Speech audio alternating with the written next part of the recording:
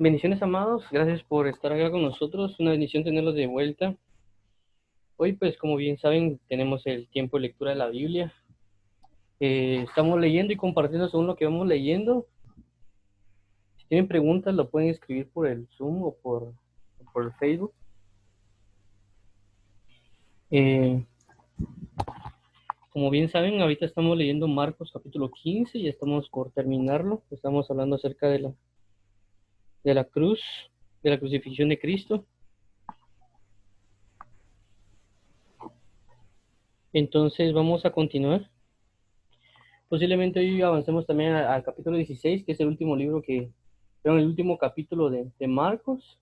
Y luego de eso vamos a, vamos a continuar con el próximo libro, que será el libro de Lucas. Primero Dios, si Dios no lo cambia, pero así estaría más o menos. Entonces, si gustan, oremos para que el Señor Jesucristo nos ayude en este tiempo y que nos revele lo que Él necesita conforme a su gloria y gracia. Y dispongamos nuestro corazón para leer su palabra y aprender de ella. Padre amado, bendito, venimos delante de ti con el anhelo de restauración, de consolación, de bendición, de justicia, de gozo, sanidad y salvación. Así que te agradecemos por todo el amor, te agradecemos por toda tu justicia y fidelidad y añoramos tu dulce presencia. Gracias te damos en Cristo Jesús por tu justicia y salvación y piedad. Gracias te damos por tu gloria, fidelidad y amor. Y ayúdanos, por favor, papito lindo, a que cada día busquemos de ti y de tu misericordia. Ayúdanos hoy, Señor Jehová, a leer tu palabra y a poder estar pendiente de tu palabra y que no nos olvidemos de tu palabra, Padre. Ayúdanos a poder recibir de ti tu palabra y poder ser conmovidos y poder recibir esta preciosa palabra en Cristo Jesús.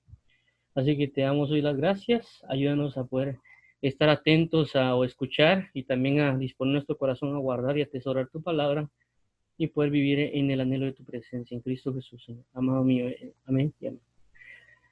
Bueno, como mencionaba, ya vimos esto la última vez, crucifixión y muerte de Jesús, prácticamente todo el camino de Jesús, ya cuando fue juzgado, etcétera.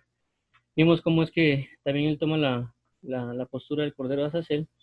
Y ahorita veamos algo también que es muy importante, que es el Jesús es sepultado. Tomar en cuenta sobre esto, que a pesar que es corto, que la cruz, no, como mencionaba, no solo implica el acto cuando ya fue Jesús crucificado, sino fue todo el proceso desde que él inicia el ministerio o desde que inclusive él nace, porque todo apuntaba a ser preparado para ese sacrificio. De igual manera nosotros, la misma Biblia dice, el que quiera venir en pos de mí, tome su cruz y sígame. Entonces eso nos da una pauta de que va a haber una pauta desde que yo tomo mi cruz, subo al monte, por así decirlo, al monte de la calavera y soy crucificado. Así como Jesús, hubieron personas que se burlaron, criticaron, abofetearon, etcétera, para que él fuera crucificado. Y tomar la cruz también implica como consecuencia dar testimonio de él y que quieran prácticamente nosotros crucificarlo. Ya hemos hablado de que la cruz representa una rebelión prácticamente al imperio del mundo, que eso implicaba ser crucificado antes en Roma, que eran crucificados aquellos que iban en rebelión y servía para mostrar a aquellos que fueron en contra del imperio y que no lo hagan y que no lo vuelvan a hacer. Por eso era mostrar prácticamente a alguien crucificado, un acto muy, muy cruel de ello y prácticamente indica el mundo de que no está de acuerdo con el Evangelio. Entonces, nosotros también tenemos que vivirlo. Un versículo base o clave de esto, Romanos 12:2, que dice, no os conforméis a este mundo, sino transformaos por medio de la renovación de vuestra mente, para que comprobéis la buena voluntad de Dios, agradable, buena, agradable, perfecta. Así que toda amistad con el mundo es enemistad con Dios, cuanto no también la amistad con Dios es enemistad en contra del mundo.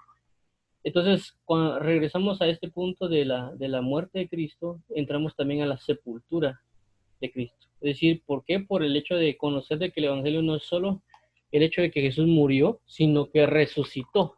Por eso una carta de Pablo dice, si Jesús no resucitó, vana es nuestra fe. Comamos y bebamos porque mañana moriremos.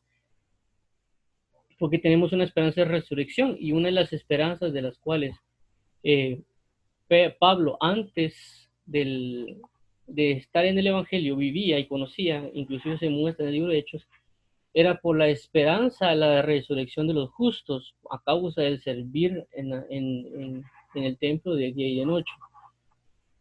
Entonces Pablo mantuvo esa esperanza, pero ahora en el Evangelio, transformada.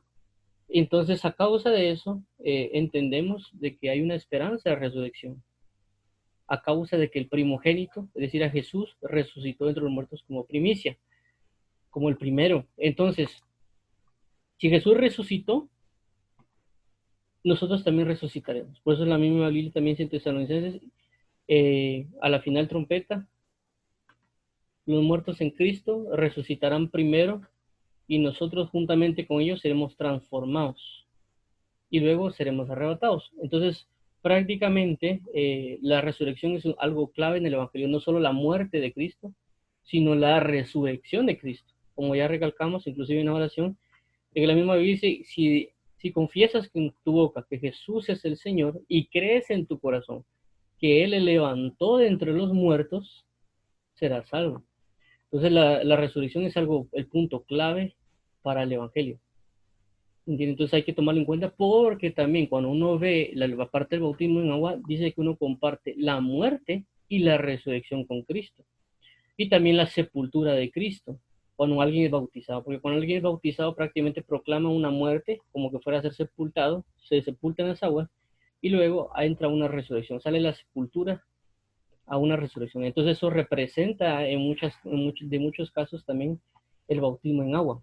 El bautismo en agua refleja tanto la muerte como la resurrección de Cristo y proclamamos también proféticamente muchas cosas. Una de ellas es la muerte que Jesús tuvo, que es la proclamación de ello. También proclamamos un Génesis, porque en el Génesis también hubo separación de aguas.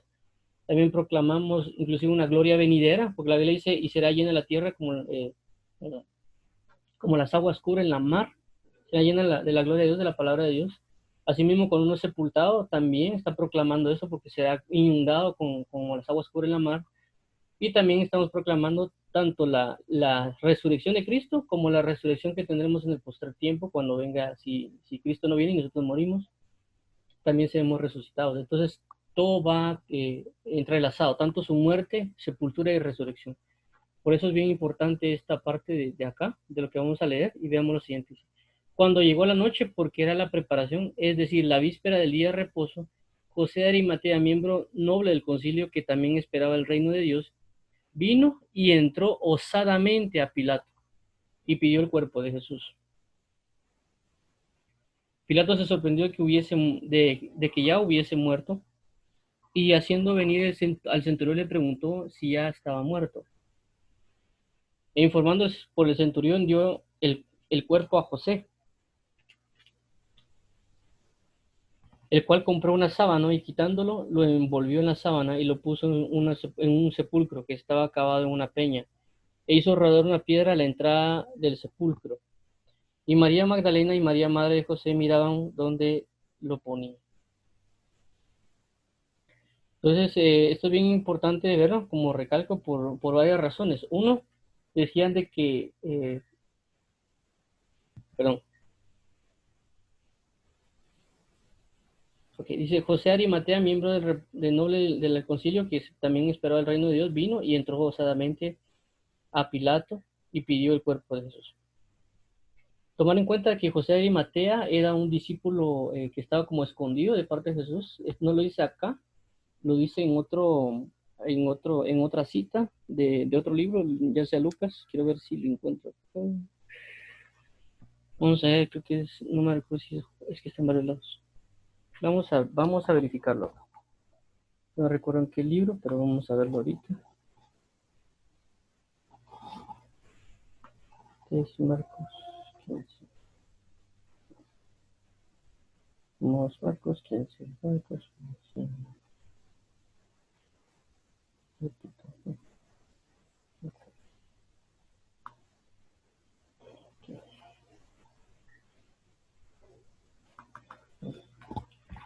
Vamos a ver.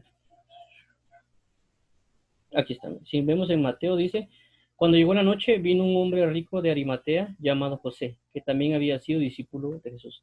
Es decir, que José, también es el que se habla acá, que fue a pedir el cuerpo, era un discípulo de Jesús. Ah, pero ya me acordé que era que decía que estaba escondido. Vamos a ver, esto es Lucas. Aquí también se describe otras características de José, que era bueno y justo. Y veamos si aparece en Juan esto. Aquí está. Jesús, este es Juan, ¿qué es? Juan 19, el 38 y 42. Dice, después de todo esto, José de Arimatea, que era discípulo de Jesús, pero secretamente por medio de los judíos, robó a Pilato. Entonces vemos aquí que este José de una manera estaba oculto de lo que él representaba. ¿Y qué más? Bueno, dice, cuando llegó la noche, porque era la preparación, decir la víspera del día de reposo, entonces él tenía que acelerarse porque no tenían que tener a alguien, en este caso a Jesús, que era judío, crucificado de esa manera porque iba a venir día de reposo. Entonces, pero Pilato se sorprendió que ya había muerto. Este es otro, algo bien impresionante acerca de la muerte de Jesús.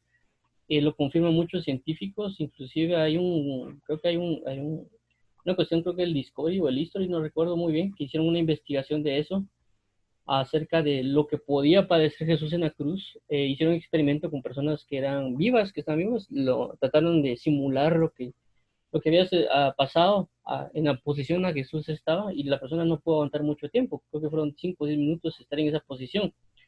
Y él pues, es una persona sana y era una persona fuerte prácticamente. Entonces, cuanto no más Jesús, no solo por el hecho de estar crucificado, sino los golpes, etcétera, pero prácticamente la posición de la cruz estaba hecha para que la persona pudiera pasar inclusive semanas ahí colgado. O sea, no era un acto de lo crucifico y unos 10 o media hora estaba muerto, o inclusive 5 horas, sino que eso podía promulgarse hasta una semana. Entonces, prácticamente, si esta persona que estaba en su juicio cabal ejercitado y todo, pues no aguantaba 10 minutos en la posición porque sentía que se asfixiaba y tuvieron que quitarlo de ahí, cuánto nomás alguien que podía pasar una semana, inclusive también para eso le quedaron las piernas y no sé qué otras cosas más para su tortura. Entonces, por eso es de que dice que Pilato se sorprendió, es decir, que fue un milagro inclusive la muerte de Cristo. No, no estaba estipulado para que él muriera ya, por así decirlo, sino que llevara realmente un gran tiempo ahí colgado. Entonces hay que tomar en cuenta eso también. Y el hecho, recalco, de que José Arimatea lo pide y dice, y informando por el centurión dio el cuerpo a José. Okay. El cual compró una sábana y quitándolo lo envolvió en la sábana y lo puso en un sepulcro que estaba acabado en una peña. E hizo rodar una piedra a la entrada del sepulcro. Eso es otra cosa bien importante cuando hablamos de la sepultura. Si se dan cuenta, hay algo bien importante de que cuando se hacían las sepulturas,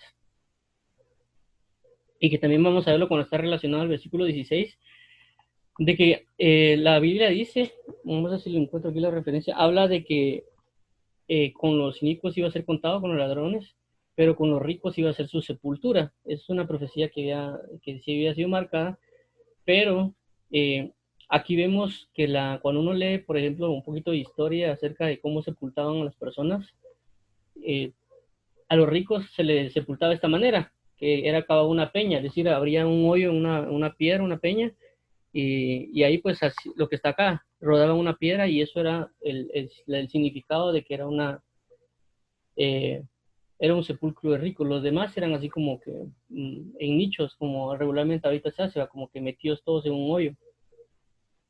Y también por consecuencia también venía una preparación para sepultar a alguien. Es decir, tenían aromáticas. Cuando vemos el 16 vamos a dar cuenta de que las Marías llegaron con incienso y otras cosas para ungir a Jesús. eh, pero lo que acontece es de que ya Jesús había sido ungido. Cuando vimos acerca de la mujer que derramó el frasco de alabastro sobre él, ella dice, es que ella se ha adelantado a ungirme para mi sepultura. Y es por esto, porque aquí no se ve a José que lo unge para la sepultura. Y las Marías querían prácticamente ungir a Jesús por causa de su muerte. pero no hay ninguno que ungió a Jesús para su sepultura más que la señorita que ungió a Jesús cuando derramó el perfume. Entonces, prácticamente, como habíamos mencionado, que fue un acto profético de mencionar no solo la muerte de Cristo, sino su sepultura, y de que ella era la única capaz de ungir a Cristo a través de una adoración, por así decirlo. Y acá, pues solo vemos a José que cumple con el hecho de sepultarlo y lo envuelve en una sábana, nada más, no se ve que lo unge, no hay escrito eso. Y es algo como le recalco, porque es algo bien impresionante acerca de la sepultura. ¿Por qué? Porque cada vez que alguien se sepultaba, era un momento de honra, inclusive para Dios es un momento de honra, para honrar a alguien.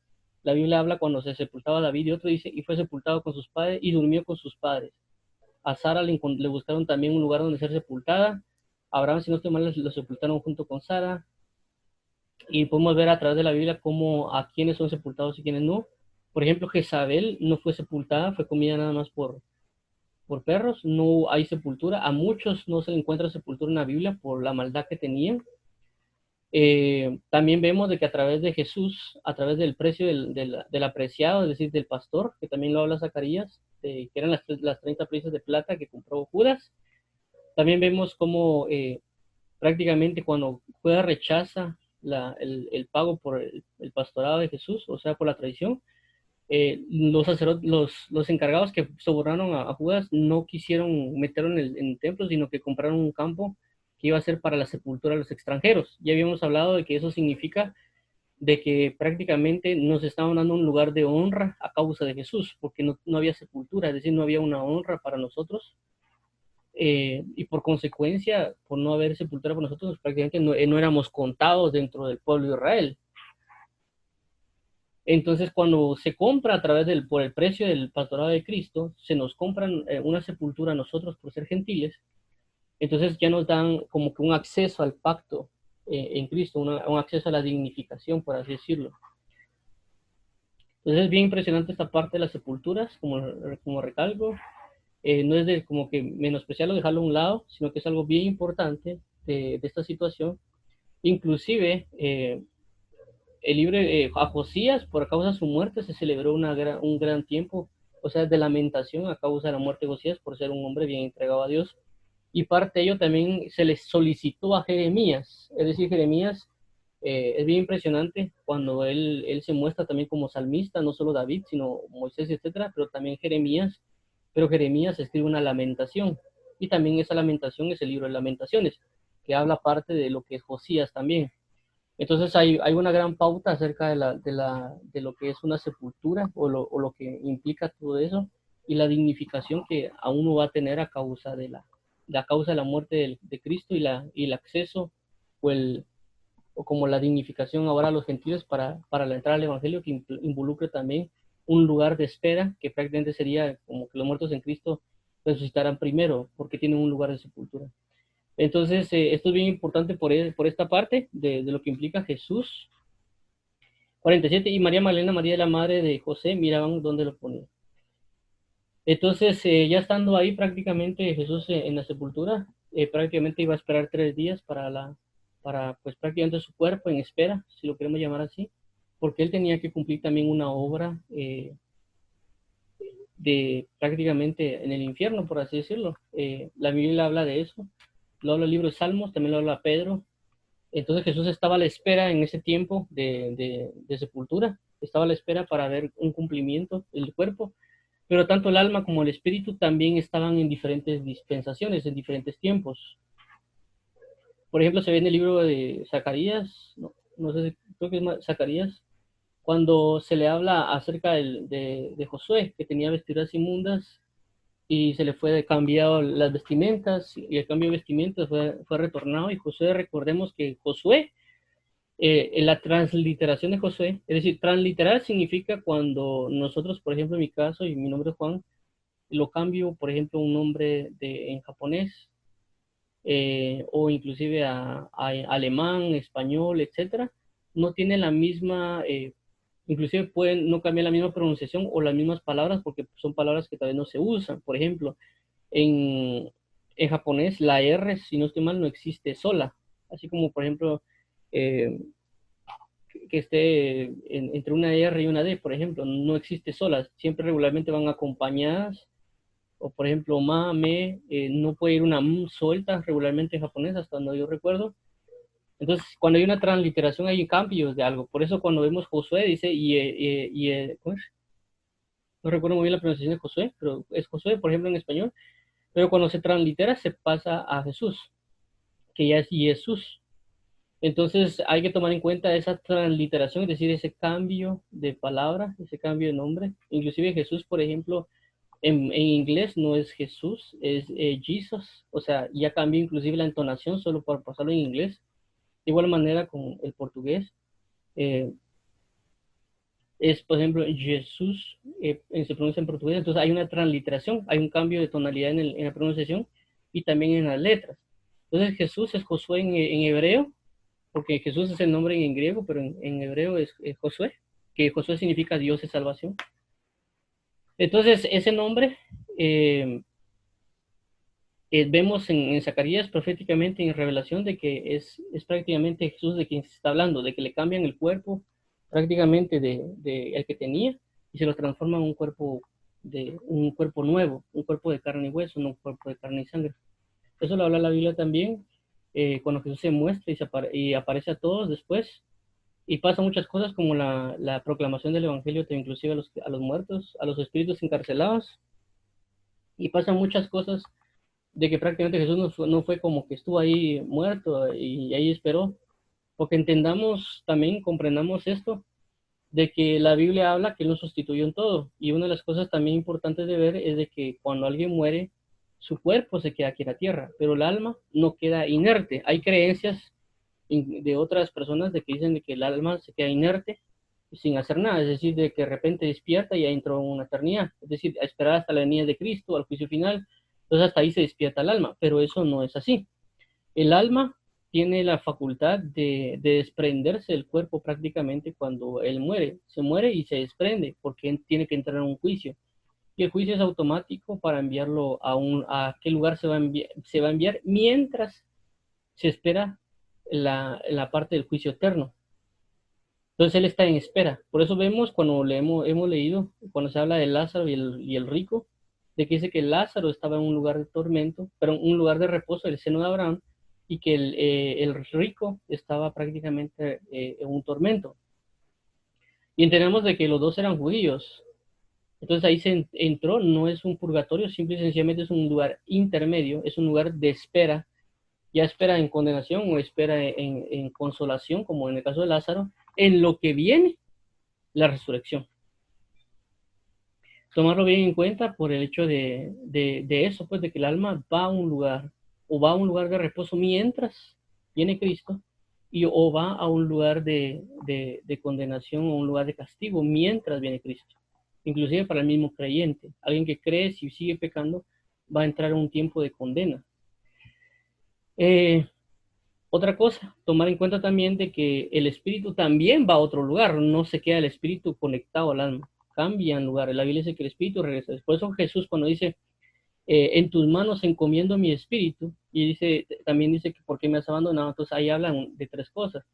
Entonces el cuerpo de Cristo va a estar en la sepultura, el alma de Cristo va a un lugar, que en este caso también llega a un lugar como de condena, y el espíritu también va a un lugar. Entonces Jesús hizo muchas cosas en esos 3 días, no prácticamente se estuvo ahí acostado 3 días, sino que estuvo 3 días obrando en muchas cosas en ámbitos naturales, porque la Biblia dice también de que el que subió hasta el que estaba lo más alto, descendió hacia lo más bajo y volvió a subir para llenarlo todo en todo. Entonces la obra de la cruz representa muchas cosas, pero también después de la cruz sí, representaron otras muchas cosas que ahorita no entraré en detalle, pero pasaron muchas otras cosas cuando Jesús muere. Después de morir en la cruz y estar esos 3 días, tuvo una misión más que una de ellas fue la misión también de tomar las llaves de la muerte y él convertirse prácticamente en la muerte. No me malinterpreten cuando digo que él se convirtió en la muerte, porque realmente él es la muerte. O sea, pero no la muerte de la muerte que mata, sino la muerte que da vida, la muerte que resucita.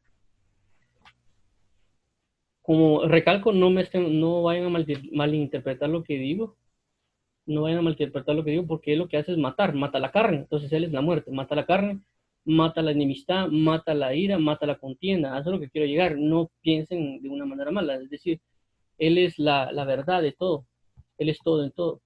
Entonces él vence la muerte. Eh, o muerte, yo seré tu muerte, dice la palabra. Vamos acá, vamos a ver aquí el versículo. Veamos aquí, para que no me vayan a malinterpretar. Perdón, Juanjo, sí, ahí tenés razón. Y es más, donde dice la palabra, eh, Aquí está. que él, sí, él fue y reclamó las llaves del imperio de la muerte, quien las tenía, que era Satanás. Pero en sí, lo que él hizo, que ahora, que él tiene el poder de la vida y de la muerte, porque él mismo lo dijo, a mí se me da toda autoridad y toda potestad en los cielos y en la tierra. Como también dice la palabra, que todo fue creado por él, por medio de él y para él. Sean potestades, sean, y habla de todo tipo de nivel espiritual, y él tomó el control de todas las cosas porque todo subsiste por medio de él y para él. Y cuando él murió en la cruz y resucitó, él lo hizo para que nosotros tuviéramos vida eterna, porque como está escrito también, yo soy el único camino, verdad y vida que lleva al Padre. Obviamente, eso es después de que ya uno parte de este mundo, o sea, ya cuando uno muere, ya cuando uno deja este cuerpo, él lo que quiere es que nosotros ciertamente llegue su tiempo, muramos, pero que resucitemos para estar delante del Padre, porque Él es el único que nos lleva al Padre y que nosotros tengamos esa vida eterna. Por eso es que estoy de acuerdo con todo lo que estás diciendo, que Él es la muerte, sí, pero muerte para salvación. Exacto. Perdón la interrupción. Ah, no, gracias, gracias, don Robert. Entonces, si vemos acá, gracias ahí por aclarar, don Robert. Entonces, si vemos acá, aquí ya está un poquito más claro. Oseas 13:14, de la mano del Señor lo redimiré, lo libraré de la muerte. Dice, o muerte, yo seré tu muerte, y seré tu destrucción, o Seol, la compasión se esconderá de mi vista. Entonces, esto es tomarlo en cuenta, como le digo, es representativo y simbólico de todo lo que Jesús habla, porque inclusive si leemos Jeremías, Jeremías se le dio la autoridad de hacer varias cosas. Una de ellas es destruir. Vamos a ver acá, Jeremías capítulo 1, Jeremías 1.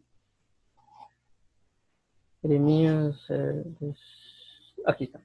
Dice 10, Jeremías 1:10. Mira que te he puesto este día sobre naciones y sobre reinos para arrancar, para destruir, para arruinar y para derribar, para edificar, para plantar. Entonces prácticamente Jesús se movió en la autoridad de Jeremías, es decir, en el fluir de Jeremías.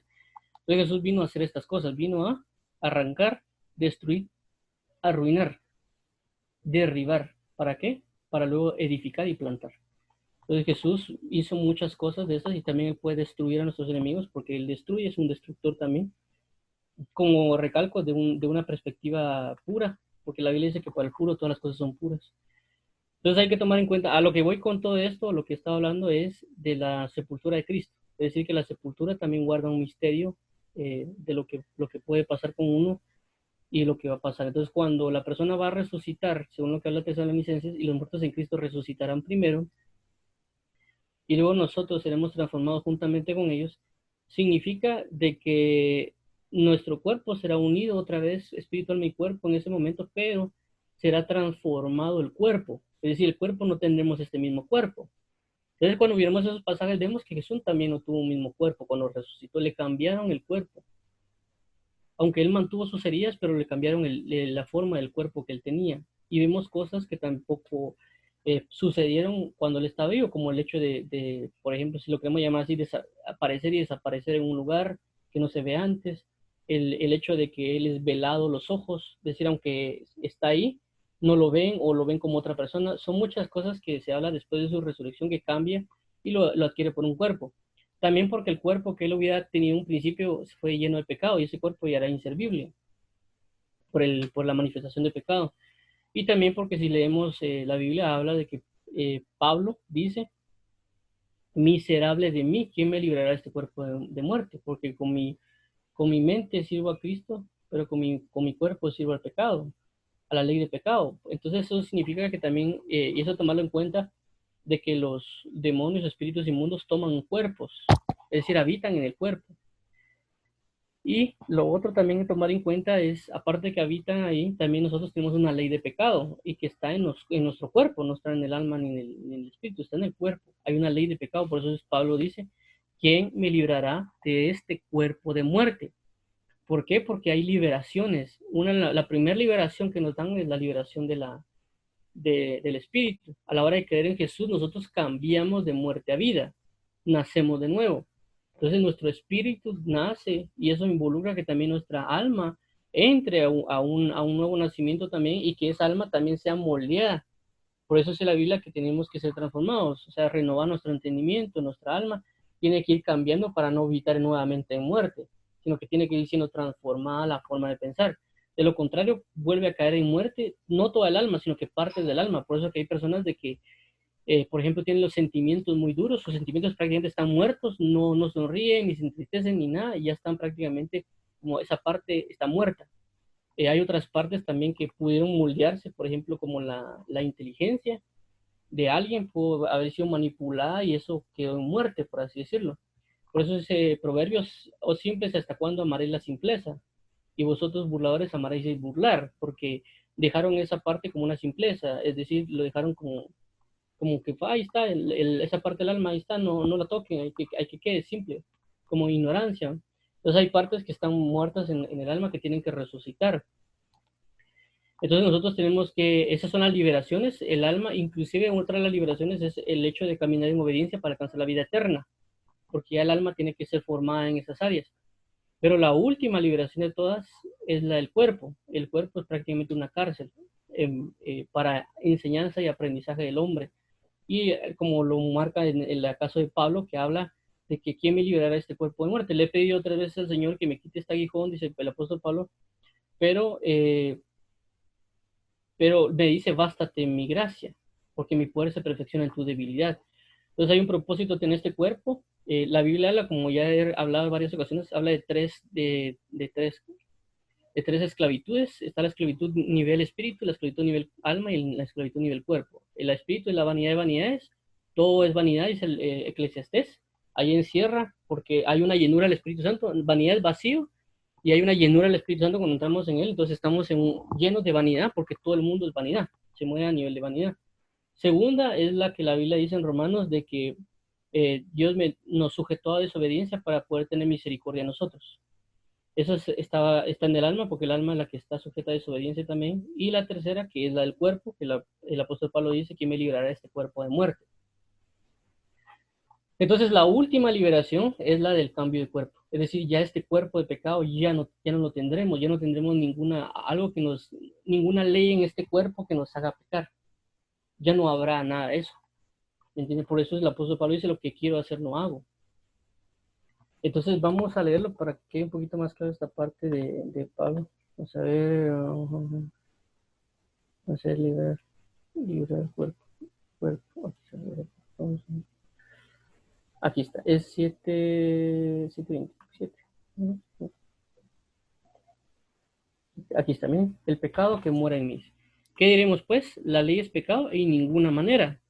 Pero yo no conocí el pecado sino por la ley, porque tampoco conocí la codicia si la ley no dijera, no codiciarás. Tomar en cuenta esto porque la Biblia dice que el poder del pecado era la ley y el aguijón de la muerte era el pecado. Entonces hay que tomar en cuenta de lo que está diciendo aquí va relacionado a eso. Más el pecado tomó ocasión por el mandamiento, produjo en mí codicia, pero sin la ley y el pecado está, porque sin la ley el pecado está muerto. Y yo sin la ley vivía en un tiempo, pero viendo el mandamiento del pecado revivió y yo morí. Y allá que el mismo mandamiento que era para mi vida, a mí me resultó para muerte. Porque el pecado tomando ocasión por el mandamiento me engañó y por el mismo me mató. De manera que la ley de la verdad es santa y el mandamiento es santo, justo y bueno. Luego lo que es bueno vino a ser muerte para mí. En ninguna manera, sino que el pecado, para mostrarse pecado, produjo en mí la muerte por medio de lo que es bueno, a fin de que por el mandamiento el pecado llegase a ser sobremanera pecaminoso. Porque sabemos que la ley es espiritual, mas yo soy carnal, vendido al pecado. Aquí ya comienza a hablar de la naturaleza del hombre. Mas yo soy carnal, vendido al pecado. Porque lo que hago no lo entiendo, pues no hago lo que quiero, sino lo que aborrezco, eso hago. Y si lo que no quiero, esto hago, apruebo que la ley es buena. de manera que ya no soy yo quien hace aquello, sino el pecado que mora en mí. Entonces, si se dan cuenta, aquí habla de la morada del pecado. De manera que ya no soy yo quien hace aquello, sino el pecado que mora en mí. Y yo sé que en mí, esto es, en mi carne, no mora el bien. Aquí vuelve a recargar, en mi carne no mora el bien, porque el querer el bien está en mí, pero no el hacerlo. Porque no hago el bien que quiero, sino el mal que no quiero, eso hago. Y si hago lo que no quiero, ya no lo hago yo, sino el pecado que mora en mí. Así que el queriendo yo hacer el bien, hallo esta ley, que el mal está en mí. Porque según el hombre interior me deleito en la ley de Dios, pero veo otra ley en mis miembros que se revela contra la ley de mi mente. Aquí vuelvo a recargar los miembros y que me lleva cautivo la ley del pecado. Aquí habla la ley, que hay una ley de pecado, que está en mis miembros, otra vez, brazo, ojos, pies, etcétera. Miserable de mí, ¿quién me librará de este cuerpo de muerte? Aquí vuelvo a recalcar el cuerpo de muerte. Gracias doy a Dios por Jesucristo, Señor nuestro. Así que yo mismo con la mente sirvo la ley de Dios, más con la carne a la ley del pecado. Por eso he recalcado de que cuando la Biblia dice, y al que no conoció pecado, Dios lo hizo por pecado, para que nosotros fuésemos justicia de Dios en él, es de que fue el cuerpo de Jesús el que fue inundado de pecado. Y a causa de este cuerpo de pecado, este cuerpo de muerte, que por eso mismo Jesús muere por el cuerpo de pecado, le tienen que cambiar el cuerpo a Cristo. Y también la Biblia dice, ¿por qué dice eso también? Porque la Biblia dice que el que no siembra muerte, no segará vida. También lo dice el apóstol Pablo. El apóstol Pablo habla mucho de las transformaciones del cuerpo. Vamos a ver aquí cuerpo, o sea, el grano, creo que es el grano. Vamos a buscarlo acá.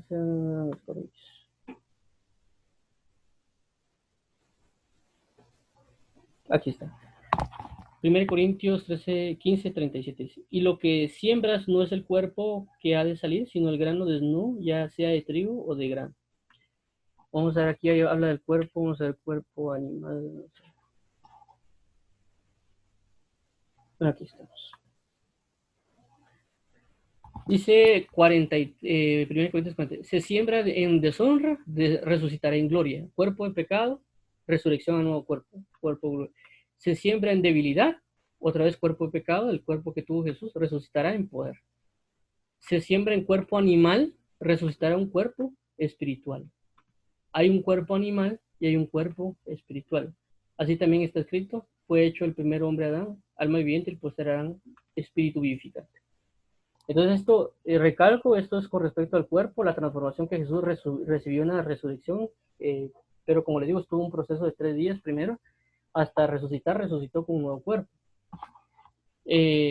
A recalco esto, por le digo, la esperanza que podemos tener inclusive nosotros de a veces nos daña, de que estamos cometiendo pecados o errores constantemente, y uno llega al punto de Pablo, miserable de mí, que me librará de este cuerpo de muerte. O sea, no, como que no hubiera esperanza, como que no tuviéramos nada más que este cuerpo. Pero él marca la esperanza cuando habla de todo eso, diciendo de que va a haber una resurrección, un cambio de cuerpo, es decir, ya no vamos a sufrir de estos aguijones o de estas situaciones de pecado, ya no va a haber una ley de pecado, sino que vamos a tener una plenitud en el espíritu como lo que vivió Jesucristo. De pasar de un cuerpo de Adán como el Hijo del Hombre a pasar a un alma, a un espíritu vivificante que va a ser cambiado, vamos a ser transformados. Entonces tenemos una esperanza inclusive en nuestra sepultura, la esperanza de la espera de la venida y la transformación en Cristo Jesús. A esto recalco la sepultura, porque nosotros también vamos a ser sepultados. Inclusive si alguien fue incinerado, lo que sea, Dios los va a transformar inclusive las cenizas y los va a traer con un nuevo cuerpo. Y ya después de eso vamos a estar con Él. Entonces tenemos esperanza de todo en todo, desde nuestra muerte hasta nuestra resurrección. Tenemos una gran esperanza en Cristo Jesús. A eso es lo que quiero llegar con todo esto que hemos estado hablando de la sepultura, para tomarlo en cuenta. Y ahorita vamos a avanzar al 16, Marcos 16, para retomar un poco acerca de lo que significa también, lo que va enlazado a la sepultura y la resurrección de Cristo, para amarrar estos dos temas que estamos hablando. Vamos ahorita a 16. ¿Qué vamos a ver acá?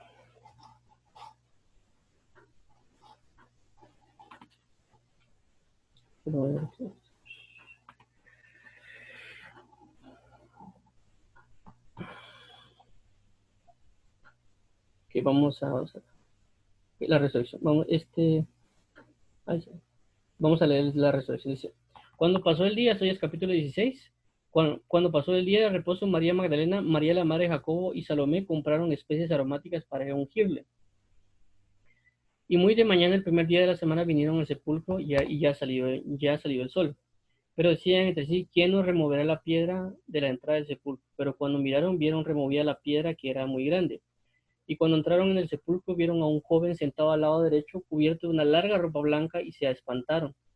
Mas él les dijo, no os asustéis, buscáis a Jesús Nazareno, el que fue crucificado, ha resucitado, no está aquí, mirad el lugar en donde le pusieron. Pero id y decid a sus discípulos y a Pedro que él va delante de vosotros a Galilea, allí le veréis como os dijo. Y ellas se fueron huyendo del sepulcro porque les había tomado temblor y espanto, ni decían nada a nadie porque tenían miedo. Entonces, esto, como les digo, amarra un poco lo que habíamos hablado acerca de la sepultura y la resurrección, por lo que habla acá. Dice, cuando pasó el día de reposo, María Magdalena, María la madre de Jacobo y Salomé compraron especies para aromáticas para ir a ungirle. Entonces, si se dan cuenta, no lo habían ungido. O sea, ellos habían dicho, no, bueno, no hemos ungido a Jesús por su sepultura. Pero nos dimos cuenta de que cuando la mujer echó el frasco de alabastro en él, lo ungió. Entonces ya no había necesidad de ungirlo. Por eso que cuando ellas llegan, dicen, bueno, no lo podemos ungir, pero es porque él ya había sido ungido. Como digo, fue la manifestación profética de lo que hizo esa señorita por el impulso de la dimensión del sacrificio que se manifestó, lo que habíamos hablado ya tanto en Mateo como en Marcos. Dice, y muy de mañana, el primer día de la semana, vinieron al sepulcro la salida del sol. Pero decían entre sí, ¿quién nos removerá la piedra, la entrada del sepulcro? Entonces aquí hay algo bien importante. Esto es bonito de ver por el hecho que la Biblia dice que Jesús ya conoce lo que hay en nuestro corazón, antes inclusive que nosotros lo digamos. Entonces ellos se pusieron, ¿quién nos removerá la piedra de la entrada del sepulcro? Dice, y lo decían entre sí. Y ya había una petición, pero esa petición ya estaba hecha. Ya que dice, pero cuando miraron, vieron remover la piedra que era muy grande. Es decir, que ya había una disposición de corazón, Dios ya sabía lo que necesitaban y él hizo favor de removerla. Es cierto, Jesús resucitó, pero no la cerró, sino que la dejó abierta. Entonces hay una petición del corazón y Dios ya sabía la necesidad que ellos tenían y ya había sido suplida. Pero hasta que no llegaron ellos y no vieron puesta la respuesta, por así decirlo. Ahora vemos el 5. Y cuando entraron en el sepulcro, vieron a un joven sentado al lado derecho, cubierto de una larga ropa blanca, y se espantaron. Esto hay otras características en otros pasajes donde ya se nombra más el personaje. Dice 6, mas él les dijo, no os asustéis, buscáis a Jesús Nazareno, el que fue crucificado. Ha resucitado, no está aquí, mirad el lugar donde les pusieron. Esto es bien importante, como recalco, porque a veces nosotros buscamos solo a Jesús el muerto. O sea, no estoy hablando del crucificado necesariamente, sino al que fue muerto. Porque ellos fueron a buscar al muerto. Y aquí lo recalca, el que fue crucificado, es decir, al que murió, ha resucitado. Él les da el anuncio, él les da la buena nueva, el evangelio. ¿El evangelio cuál es? La resurrección de Jesús. Porque la Biblia dice, si Jesús no resucitó, vana resulta nuestra fe. Entonces el anuncio de nuestro evangelio es, Jesús resucitó, no solo fue crucificado. Por eso hay muchas religiones que solo celebran la muerte. Inclusive nosotros podemos estar solo celebrando que Él murió y no darnos cuenta que resucitó.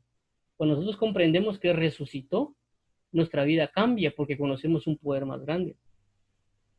Y tenemos que estar convencidos porque podemos estar como María Magdalena y como los que están acá, que vamos a buscar constantemente a Jesús que murió, pero no que resucitó. Y no darnos cuenta, y es cuando viene el anuncio del ángel, del que está aquí el personaje, o el ángel, o como le quieran llamar, que aparece también en otros libros, de que nos es anunciado a través de la escritura, a través de alguien, a través de cualquier cosa, diciéndonos, mira, resucitó, Jesús resucitó, ¿por qué buscáis? ¿Por qué buscáis entre los muertos al que vive?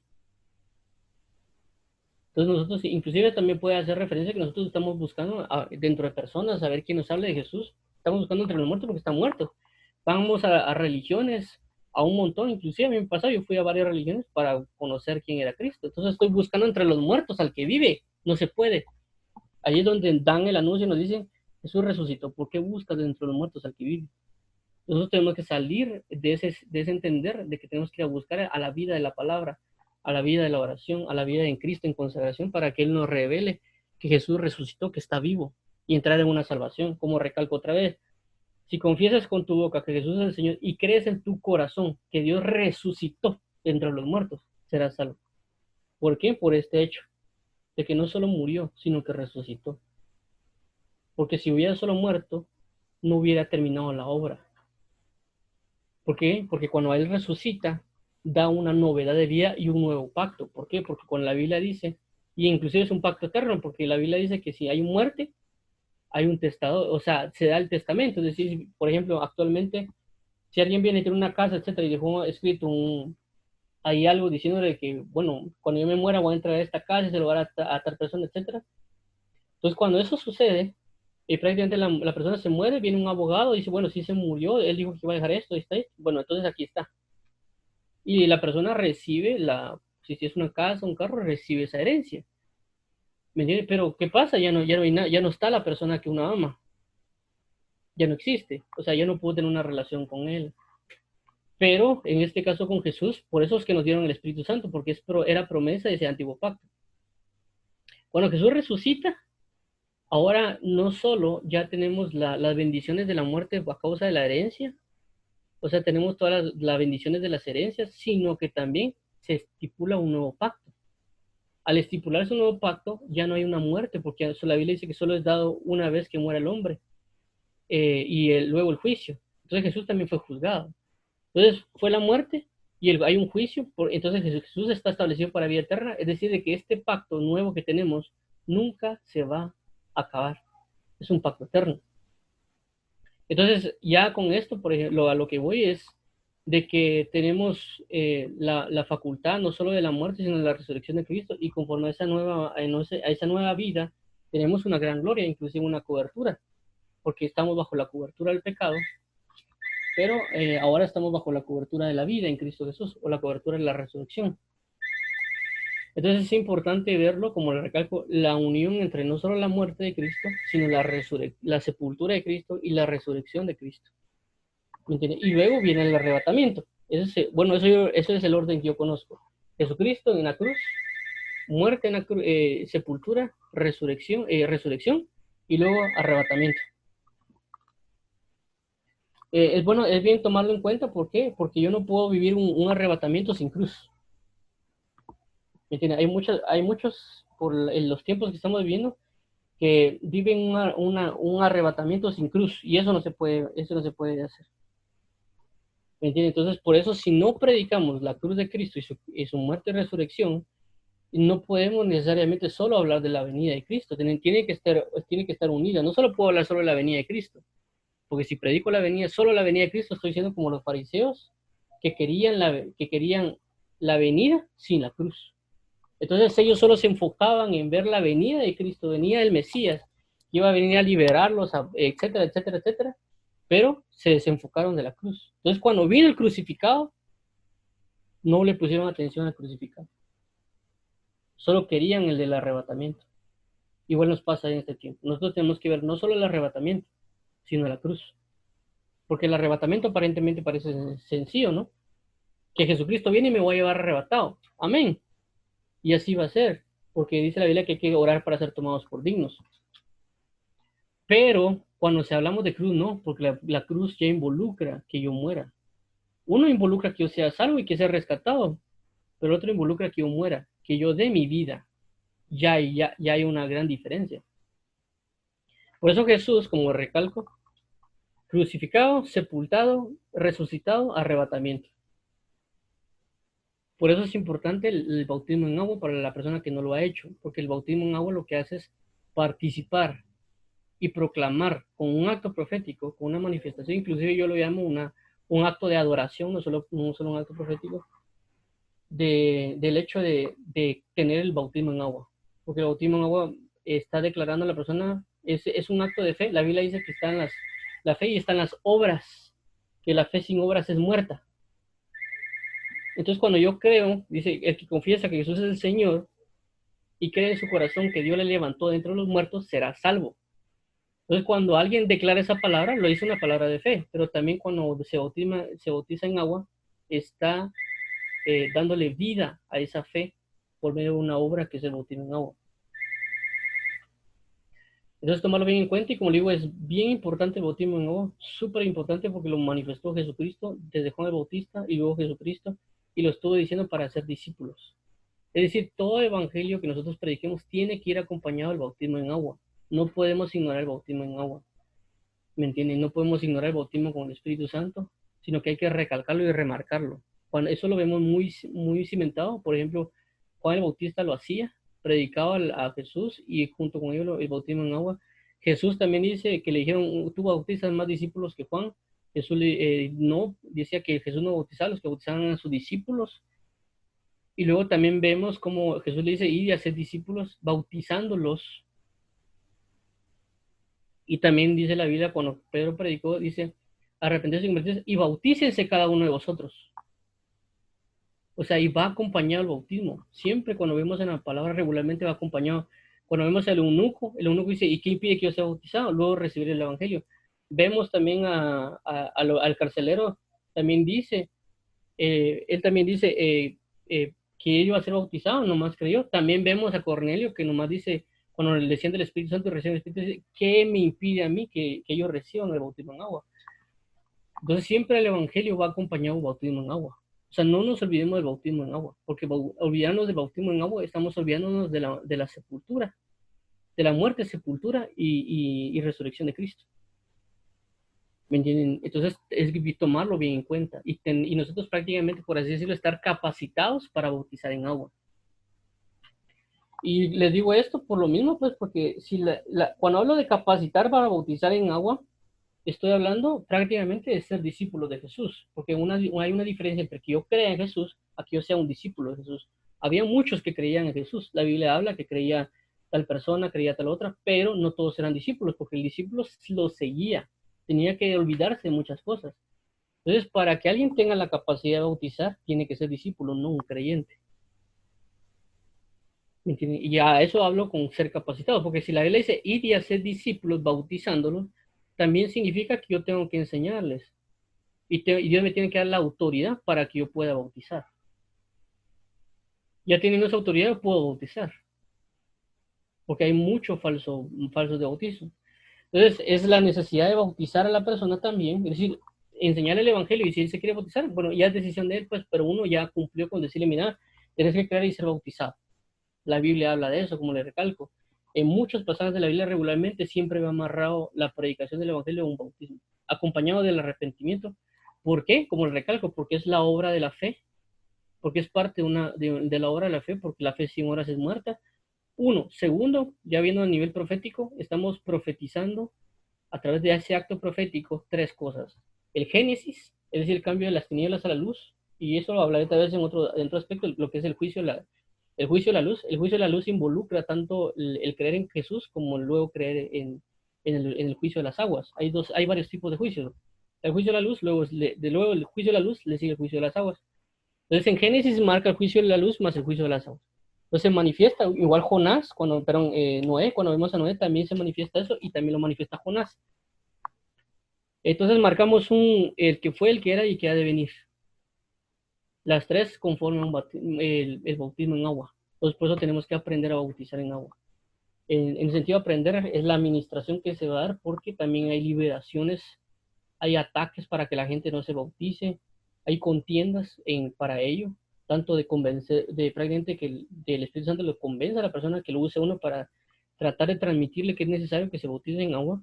Uno, también la parte de que hay demonios, espíritus que se manifiestan cuando uno está bautizando a la persona, que a veces tiemblan, no quieren bautizarse, se ponen a llorar, entran en pánico.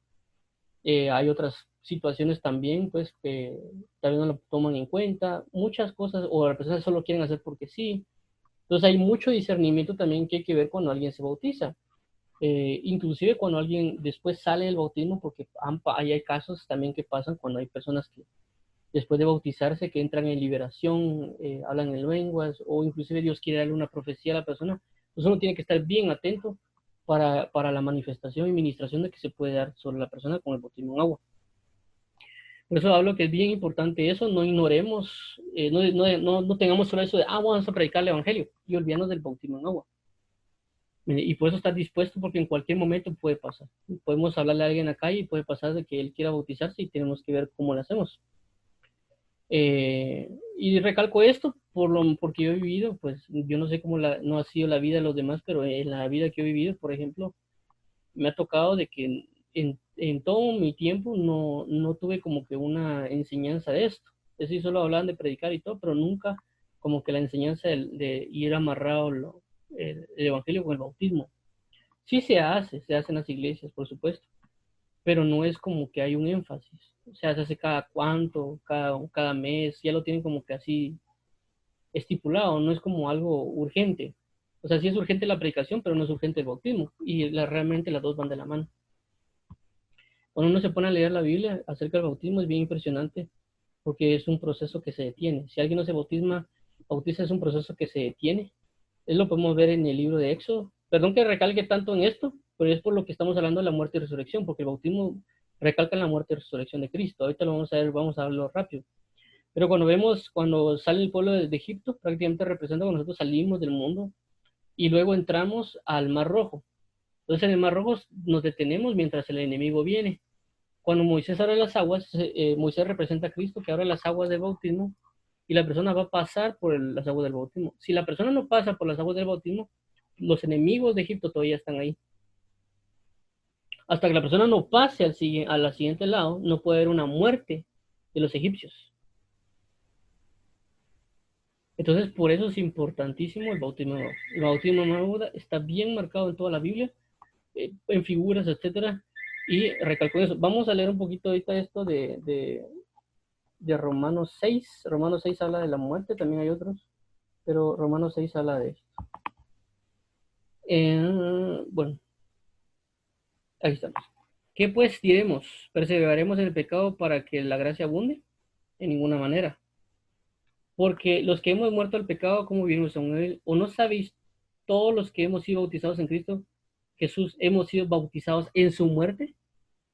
Todos los que hemos sido bautizados en Jesús hemos sido bautizados en su muerte. Entonces vuelve a remarcar la muerte. Consecuencia, sepultura, resurrección. Porque somos sepultados juntamente con él para muerte por el bautismo, a fin de que como Cristo resucitó de los muertos, por la gloria del Padre, así también nosotros andemos en vida nueva. Porque si fuimos plantados juntamente con él en semejanza de su muerte, así también lo seremos en la de su resurrección.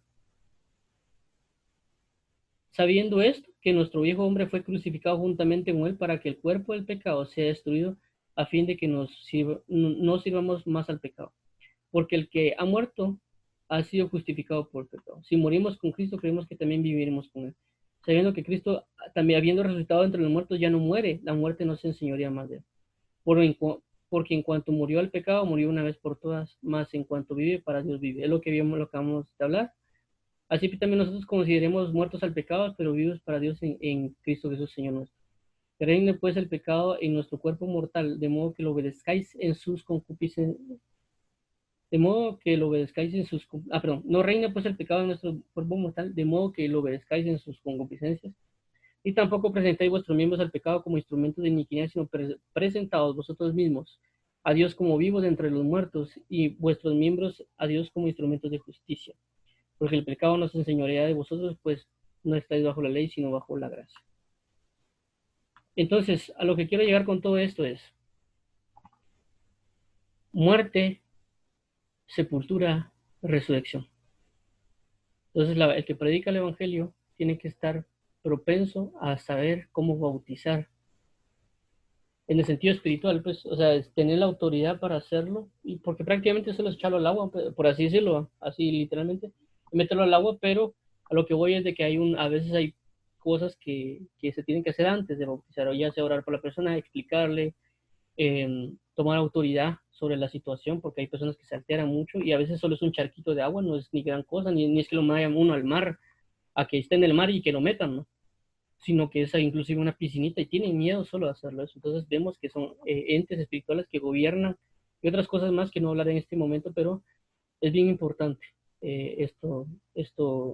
Yo les digo esto, les comento eso porque yo estuve bautizando por casi un año, casi todos los domingos bautizaba. Se había un departamento que se llamaba Departamento de Bautismo y prácticamente todas las semanas lo que hacía era bautizar o participar de lo que estaba pasando en los bautismos. Entonces, por eso mismo es bien importante que lo tomemos en cuenta y no ignoremos la importancia del bautismo en agua, porque es parte del anuncio del Evangelio. Entonces, no sé si tienen preguntas o dudas acá, igual vamos No, a, no, Juanjo, yo de mi parte no, gracias, gracias, estamos bien. entonces vamos a orar para finalizar. Y ya casi vamos a tener Marcos, gracias a Dios. No por terminarlo, sino por permitirnos continuar. Gracias, Padre, por la oportunidad de estar aquí en tu lectura, en tu palabra, en tu verdad. Te pedimos en Cristo Jesús que nos ayudes a comprender todo esto, que incremente esto nuestra fe y también poner en práctica esto que es prácticamente el anunciar el Evangelio junto con el bautismo en agua, no olvidarnos de ello. Y también pues estar consciente que las personas necesitan ser bautizadas en agua, que no es un acto de religión, que a veces pasa mucho, que hay una gran contienda con esto y tú lo conoces más que nosotros, de que las personas tienen muchas cosas con esto del bautismo, que a veces piensan que es por religión, que es por ley, que Jesús no quiere eso, muchas cosas, ¿verdad, papito? Y que tú constantemente convences a las personas, ¿verdad, Padre? Solo te pedimos y suplicamos para que esas personas puedan ser convencidas y nosotros también tener todas las armas necesarias, toda la palabra necesaria y la revelación para poder transmitir esta verdad que es el bautismo en agua también, que es necesario, y junto con el bautismo en Espíritu Santo también, que eso tú lo realizas, ¿verdad? A nosotros nos has encargado la tarea de bautizar en agua, pero también tú eh, está la tarea del que ellos sean bautizados en Espíritu Santo, pero en nosotros está transmitir también que hay ese bautismo en Espíritu Santo que tiene una manifestación así como el de agua. Hay una manifestación en ello, ¿verdad? Para esto sí que te suplicamos en Cristo, Padre, que se haga manifiesto en cada persona, tanto el bautismo en agua como el Espíritu Santo. Te agradecemos en el amor de Cristo, Padre mío, y bendito Rey, y te entregamos el tiempo. Te agradecemos mucho por tu palabra y tu amor. Gracias por todo, amado mío, en Cristo Jesús, Señor, bendito. Amén. Pues Dios los bendiga. Primeramente, Dios nos vemos el día de mañana y que Dios los santifique y vivifique y nos ayude a comprender cada día más de esto.